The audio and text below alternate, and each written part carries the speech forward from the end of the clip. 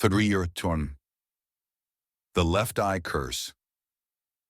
Horror story of a Lady Martha Williams had lived in her old Victorian house for nearly 60 years. At 83, she still tended to her garden every morning, weeding the flower beds and planting new seeds. That autumn morning, as she dug near the large oak tree in her backyard, her rusty spade hit something solid. Curious, she knelt down and cleared the dirt away, revealing the corner of an old iron chest. The metal was corroded with rust, but the intricate engravings on its surface were still visible. Strange symbols that seemed to swirl and shift under the sunlight. With some effort, Martha pried it open. Inside, there were stacks of old photographs. She picked up the first one. It was a faded, sepia-toned image of a man in a formal suit, his face stern, but something was off.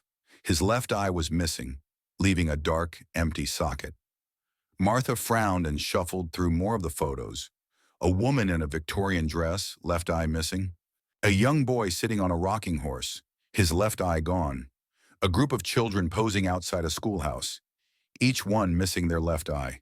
A chill crawled down Martha's spine. These weren't strangers. These were her ancestors. A gust of wind howled through the trees, and the rustling leaves sounded almost like whispers. Martha suddenly felt a presence behind her. Slowly she turned her head, but there was nothing there. That night she couldn't sleep. The photographs haunted her thoughts. She decided to take them inside and examine them under better light. As she spread them across her dining table, she noticed something that made her blood run cold. Each missing eye wasn't just an empty void. In the dim candlelight, it almost seemed like something was watching from within the sockets, something writhing, shifting in the shadows. Then came the knocking.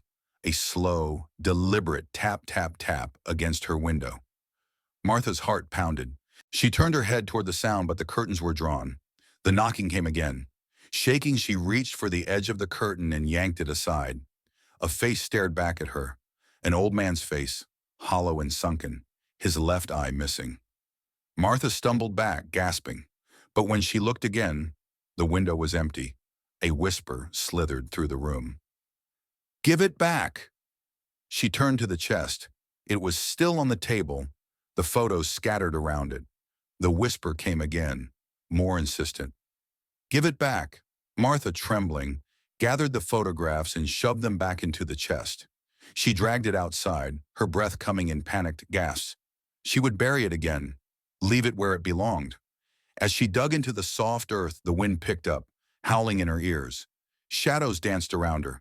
And then, a hand burst from the soil, a skeletal, rotting hand grasping her wrist. Martha screamed as more hands clawed their way up from the dirt, eyeless faces rising from the grave, mouths stretched in silent agony. The last thing she saw before darkness consumed her was the figure of a tall, faceless man standing among the dead, watching.